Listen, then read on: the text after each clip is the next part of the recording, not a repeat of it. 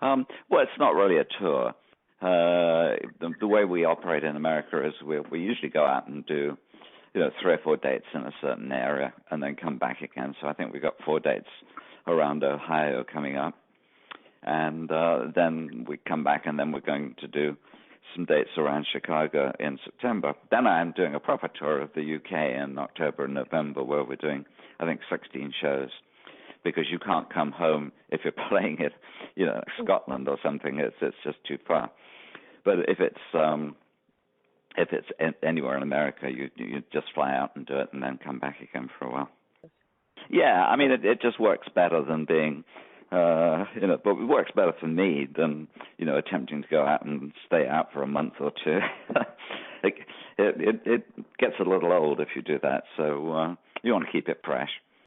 Oh, well, the Ohio shows, it's interesting. I've been working with a young band out of Chicago called the Empty Pockets for years and years and years. And I was doing an acoustic show where there were just 2 acoustic guitars on stage and did that for about 20 years. And then about 5 years ago, I hooked up with the Pockets. And so all of a sudden, I become a rock band again, whereas I was a folk singer before. So these shows will be with the Empty Pockets. So it's a fuller sound. It sounds more like the records, I think. It happened in a weird way because, as I said, I was doing this acoustic thing, and I started doing a co-headline with Gary Wright. I don't know if you remember Dreamweaver. You probably do. And Gary and I were doing shows together.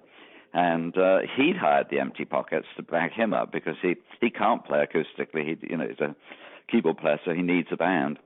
And either I said or they said or somebody said, well, Gary's got this band, and would you like them to learn, a couple of your songs? And I said, fine. So we did that, and for some reason Gary decided to go off and do something else. And I said, well, that sounded really good.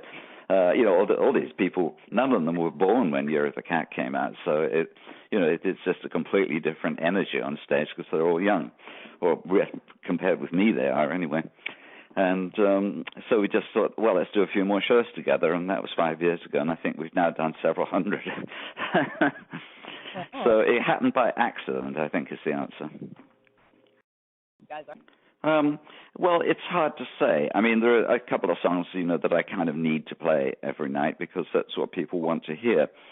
But for the rest of the show, I vary it. I mean, I never know until about 10 minutes before the show what I'm going to play. I think, oh, let's play this. We haven't done that for a while, and because it keeps it fresher. I know that there are bands that go out and do the same set every night. They even make the same introductions every night, and that would drive us crazy. So there's a lot of improv goes on. Expect reasoned anarchy.